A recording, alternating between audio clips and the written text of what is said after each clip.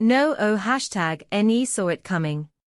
The solemn announcement of the king's death sent shockwaves across the world, draping the nation in mourning and triggering global outpourings of grief. Flags were lowered, bells tolled, and the royal family took their place in front of the cameras, draped in black, wearing the expressions of #loss as expected of them. But behind those rehearsed faces was something far more sinister, a trap so meticulously orchestrated, so deeply buried in secrecy, that only now is its full horror beginning to unravel. According to multiple high-level leaks, the king never died. The grand #D spectacle of his death was an elaborate facade, a royal performance designed to manipulate a single woman into crossing a line she swore never to cross again. Meghan Markle, the former Duchess of Sussex, was the target all along. What the world though Ute was a nation in Mo earning W as in fact a monarchy on the hunt, and what Meghan thought was the passing of a father figure was the bait to draw her into the lion's den. Behind the velvet curtains of the palace, a covert operation had been in motion for months.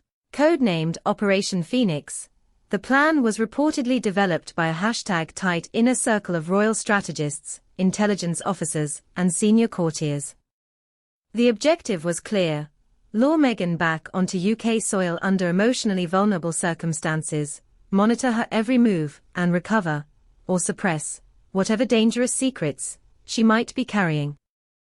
Documents, evidence, perhaps even recordings. Some claim she possesses material that could dismantle carefully crafted royal narratives and expose affairs, parentage, and #espied scandals that have long been buried by protocol. Meghan's hesitation was caught on airport CCTV, a blurred figure pacing with a phone pressed tightly to her ear, suitcase abandoned momentarily, as she froze at the terminal gate. Was she having second thoughts? Was someone #ning her?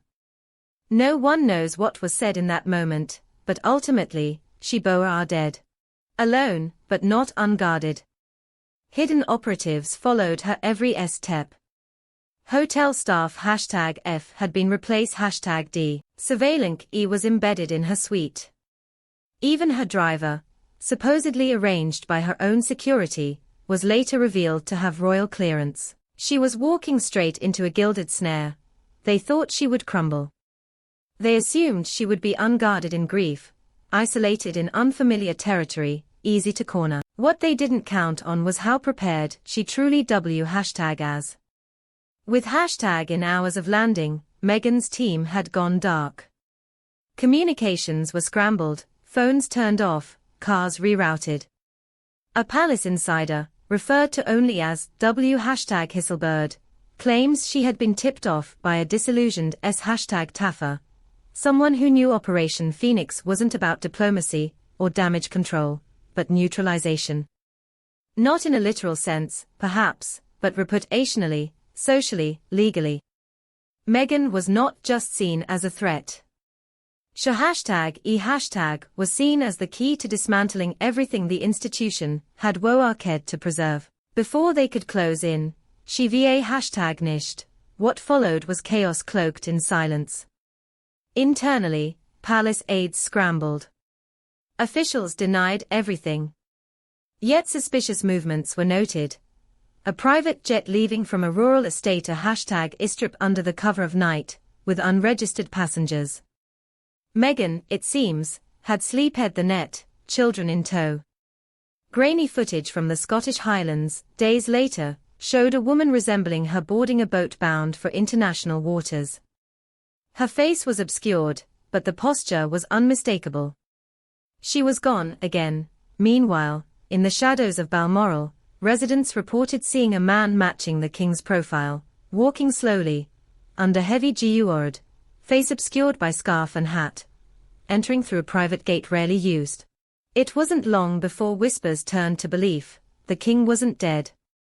He had simply gone underground, awaiting the endgame of a trap that had collapsed #said before it could snap shut. Now, the palace remains silent. The king is still officially dead, and his heir maintains a quiet, composed front. But the world has begun to ask questions. Why are no official death certificates available to public record? Why have no private autopsy details ever leaked, despite intense media pressure? Why has Meghan disappeared without a trace? Some say it was never just about Meghan. That this operation was the first move in a broader internal purge, a test of loyalty within the palace walls. Others believe Meghan possesses more than secrets, that she may have evidence implicating powerful players in the royal ecosystem, and that the fake death was a desperate bid to disarm #a long enough to silence her. Whatever the truth may be, one thing is certain, the royal family is no longer what it seems. Behind #e-jewels and ceremony lies a game so dangerous, so calculated, that even the death of a monarch is no longer beyond use as a weapon. Meghan was meant to be the prey.